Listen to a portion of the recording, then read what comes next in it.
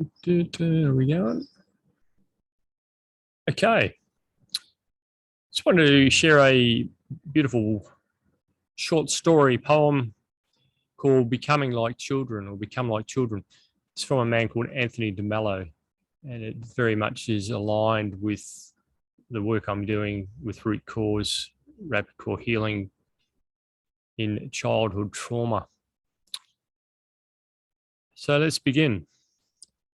The first quality that strikes one when one looks into the eyes of a child is its innocence. Its lovely inability to lie or to wear a mask or to pretend to be anything other than what it is. In this, the child is exactly like the rest of nature. A dog is a dog, a rose is a rose, a star is a star. Everything is quite simply what it is. Only the adult human being is able to be one thing and pretend to be another. When grown-ups punish a child for telling the truth, for revealing what it thinks and feels, the child learns quickly to dissemble and its innocence is destroyed. And soon it will join the ranks of the numberless people who say helplessly, "I do not know who I am." For having hidden the truth about themselves for so long from others, they end up hiding it from their own self. So how much of the innocence of the childhood do you still retain? Is there anyone else today in whose presence you can simply be and totally be yourself, openly and innocently as a child? There is another more subtle way in which the innocence of the child is lost.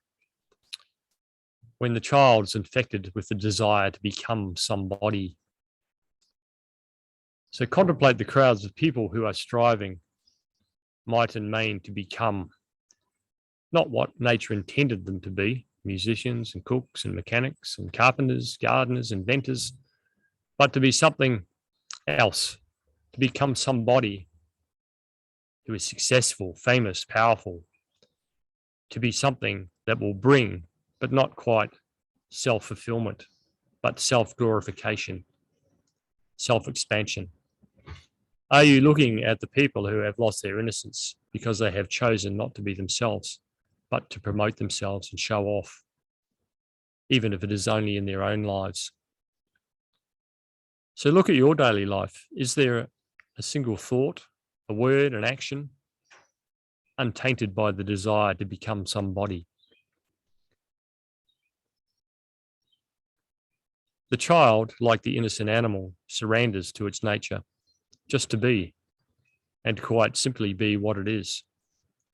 It is adults who have preserved the adults who have preserved their innocence also surrender like the child to the impulse of nature or destiny, without a thought to become somebody or to impress others. But unlike the child, they rely not on instinct, but on a ceaseless awareness of everything in them and around them. The awareness shields them from the evil and brings about the growth that was intended by them by nature, not by the design of their ambitious egos. There is another way in which grown-ups corrupt the innocence of the childhood.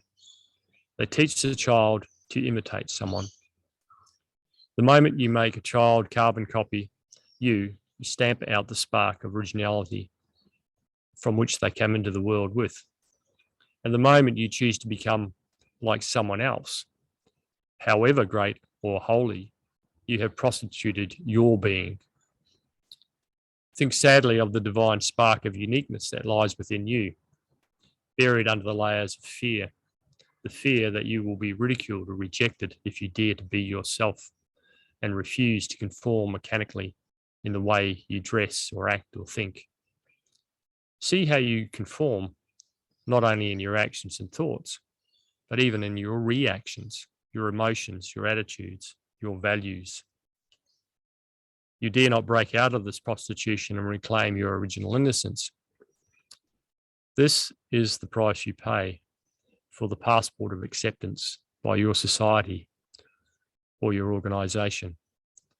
So you enter the world of the crooked and the controlled and are exiled from the kingdom that belongs to the innocence of childhood. One final subtle way in which you destroy your innocence is when you compete and compare yourself with others. When you do that, you exchange your simplicity for the ambition of wanting to be as good as somebody else or even better. Think of this.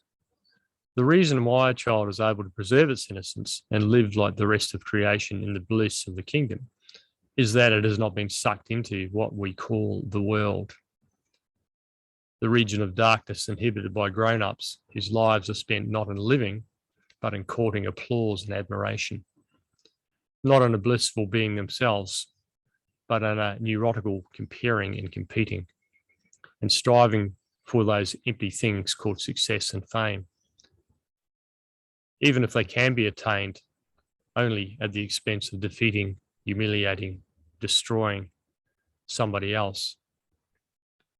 If you allow yourself to feel the pains of this hell on earth, the utter emptiness brings, you might experience within you a revolt, a disgust so powerful that it will shatter the chains of dependence and deceit that have been forged around your soul. And you will break loose into the kingdom of innocence where the mystics and the children dwell.